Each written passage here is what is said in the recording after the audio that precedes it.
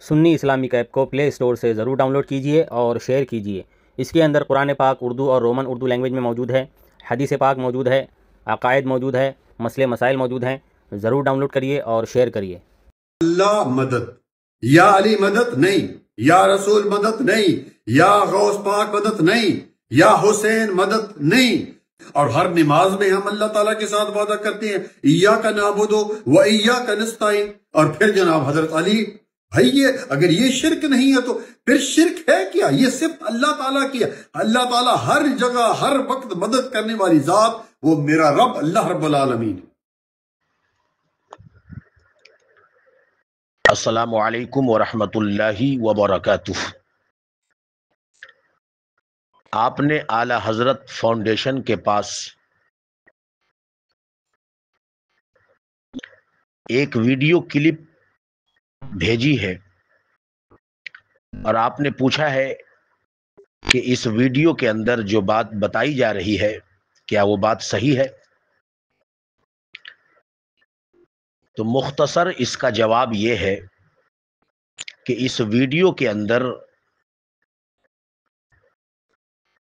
جو بات بتائی جا رہی ہے بالکل وہابی مولوی نے اس میں دھوکہ دینے کی کوشش کی ہے اور بات بالکل غلط بتائی جا رہی ہے۔ قرآن کریم کی غلط تشریح کی جا رہی ہے اور عوام الناس کو قرآن کریم کی غلط تشریح کے نام پر گمراہ کرنے کی کوشش کی جا رہی ہے۔ اس وہابی مولوی نے اپنی ویڈیو میں کہا کہ قرآن کریم میں اللہ تعالیٰ کا ارشاد پاک ہے ایاک نعبد و ایاک نستعین، ہم تیری ہی عبادت کرتے ہیں اور تجھ ہی سے مدد مانگتے ہیں۔ وہابی مولوی اس آیت کو پڑھ کر یہ بتانے کی کوشش کر رہا ہے کہ مدد اللہ سے مانگو اور یا غوث نہ کہو، یا رسول اللہ صلی اللہ علیہ وسلم نہ کہو، مدد صرف اللہ سے مانگو۔ مدد رسول اللہ سے مانگو گے، مدد اولیاء اللہ سے مانگو گے تو مشرک ہو جاؤ گے۔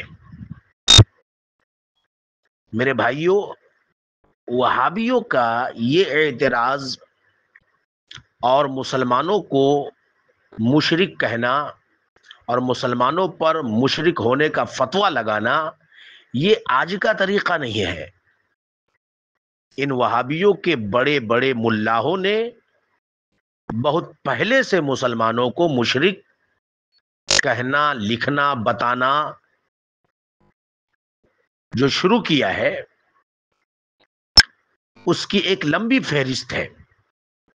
یہ کوئی نیا وہابی مولوی نہیں آ گیا کہ اس نے کوئی اپنی نئی تحقیق پیش کر دی، بلکہ وہابیوں کے بڑے بڑے ترم خاؤں نے بھی یہی گل کھلایا ہے اور قوم کو گمراہ کرنے کی کوشش کی ہے۔ ایک بات یاد رکھیں، ہم سنی مسلمانوں کا یہ عقیدہ ہے کہ حقیقی مددگار صرف اللہ ہے اور مدد حقیقت میں اللہ ہی کرتا ہے۔ اللہ کے علاوہ کوئی بھی اللہ کی عطا کے بغیر مدد کر ہی نہیں سکتا۔ یہ وہابی قوم کے دماغ میں، ان کے بھیجے میں اتنی بھی بات نہیں آتی کہ ایک طرف تو یہ کہتے ہیں کہ مدد صرف اللہ سے مانگو، اللہ کے علاوہ کسی سے مدد مانگو گے تو کیا ہو جاؤ گے؟ مشرک ہو جاؤ گے۔ مددگار صرف اللہ ہے، اللہ کے علاوہ کسی اور کو مددگار سمجھو گے یا مانو گے یا کہو گے تو مشرک ہو جاؤ گے۔ اور دیکھو تو روزانہ وہابی جو ہے کبھی ڈاکٹروں سے مدد مانگتا ہے، کبھی آس پڑوس کے لوگوں سے مدد مانگتا ہے، کبھی فلاں سے مدد مانگتا ہے، کبھی فلاں سے مدد مانگتا ہے۔ ارے اللہ کے علاوہ دوسروں سے اگر وہابی مدد نہ مانگے تو وہابی ایک دن گزار نہیں سکتا۔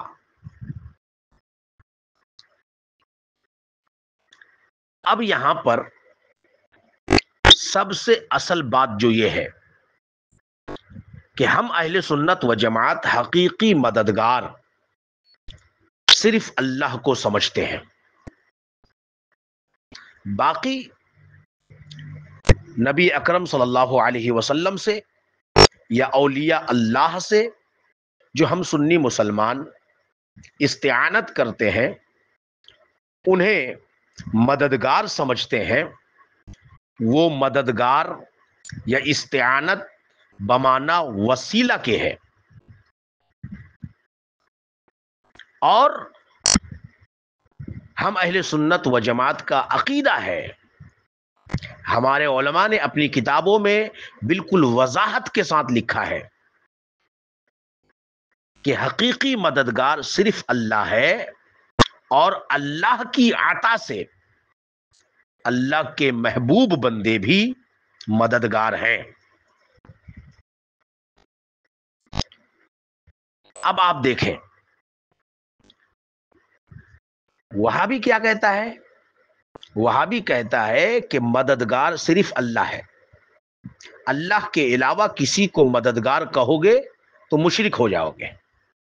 ان وہابیوں سے پوچھو عالم اللہ ہے کہ نہیں؟ ہر وہابی کہے گا بے شک اللہ عالم ہے۔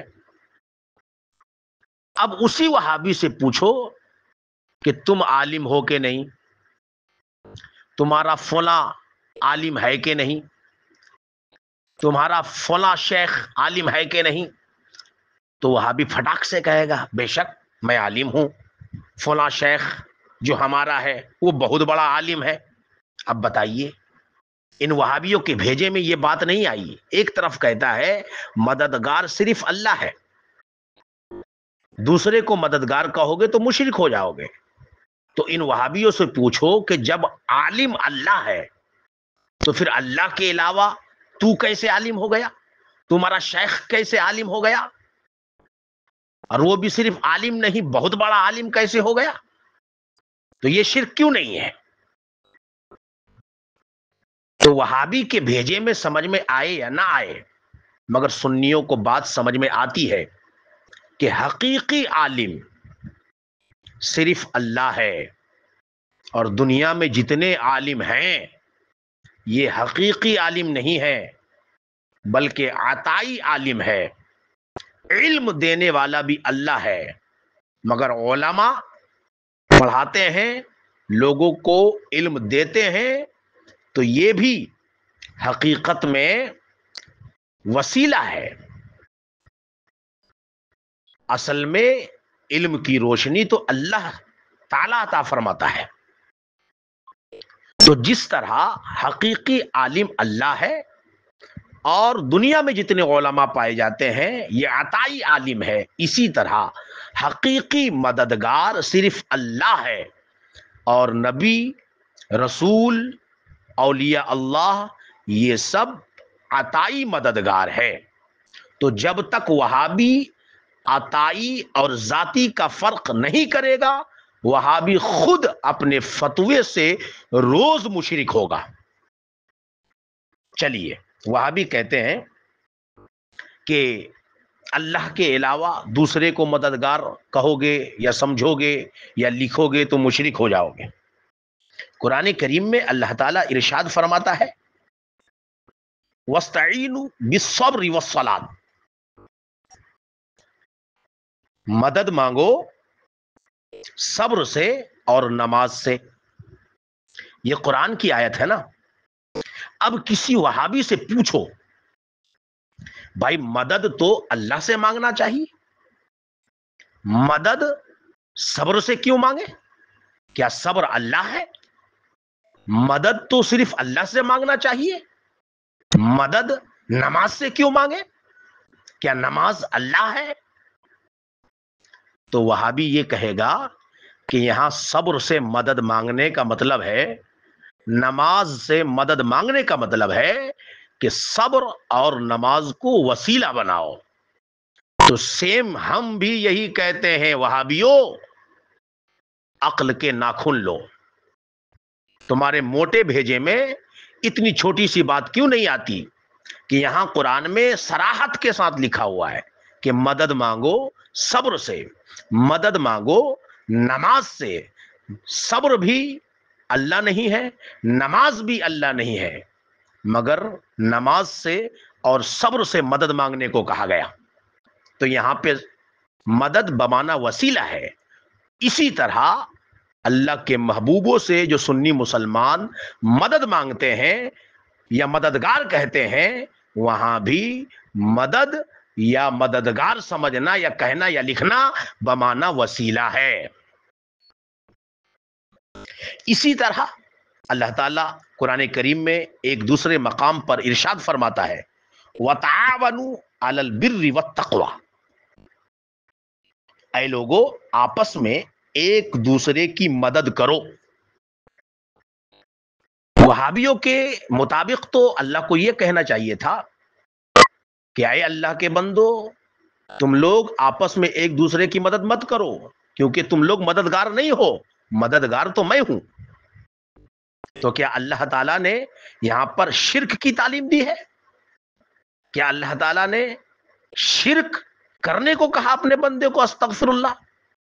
اب آپ بتائیے, اللہ تعالیٰ نے فرمایا کہ آپس میں ایک دوسرے کی مدد کرو بھلائی کے کاموں میں, پرہیزگاری کے کاموں میں. تو اب بھلائی کے کام میں آپ کسی کی مدد کریں گے, بھلائی کے کام میں آپ کسی کا سپورٹ کریں گے, مدد کریں گے, تو آپ اس کے مددگار ہوئے کہ نہیں ہوئے؟ پرہیزگاری کے کام میں آپ کسی کی مدد کریں گے تو آپ اس کے مددگار ہوئے کہ نہیں ہوئے؟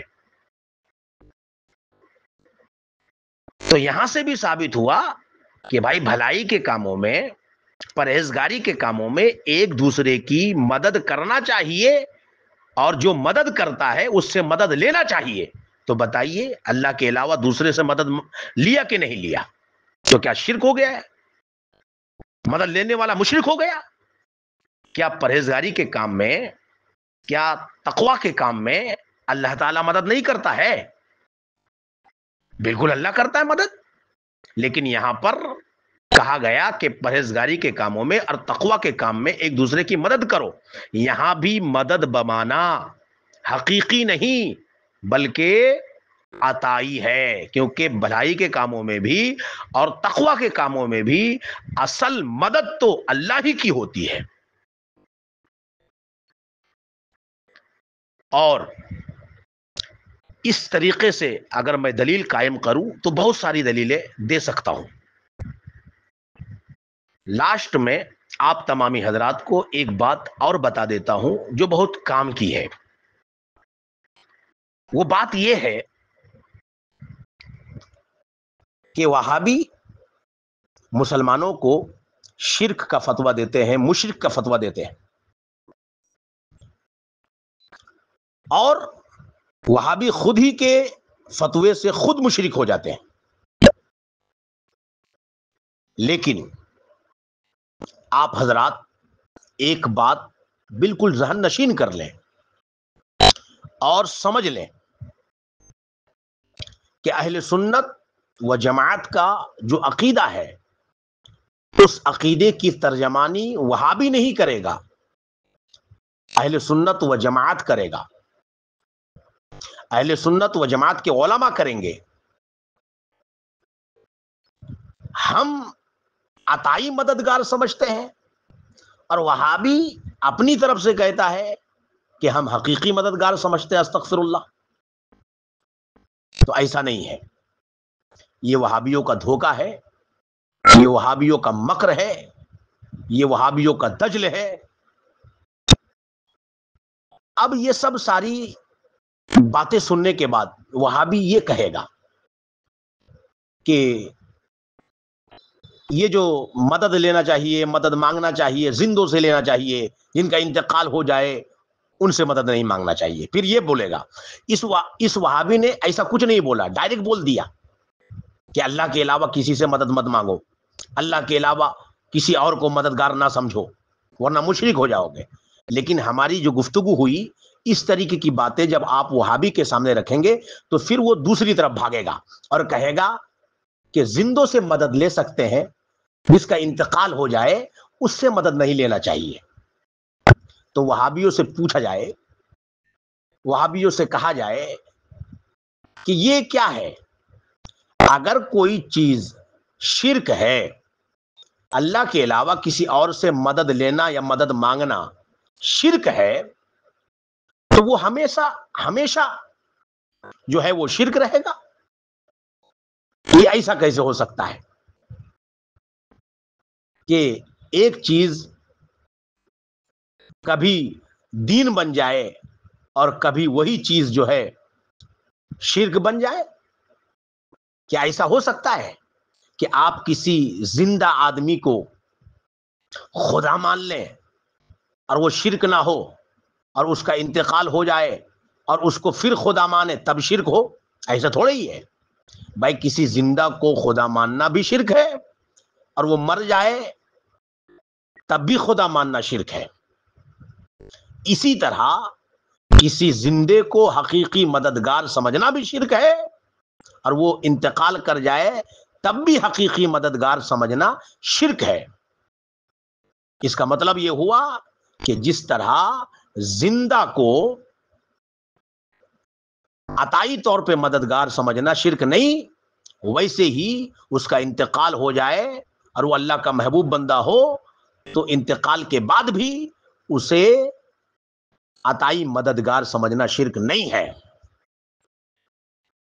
اللہ تعالی وہابیوں کو سمجھ عطا فرمائے، ہدایت عطا فرمائے، اور ہمارے سنی مسلمان بھائیوں کو وہابیوں کے مکر و فریب اور دجل سے بچائے۔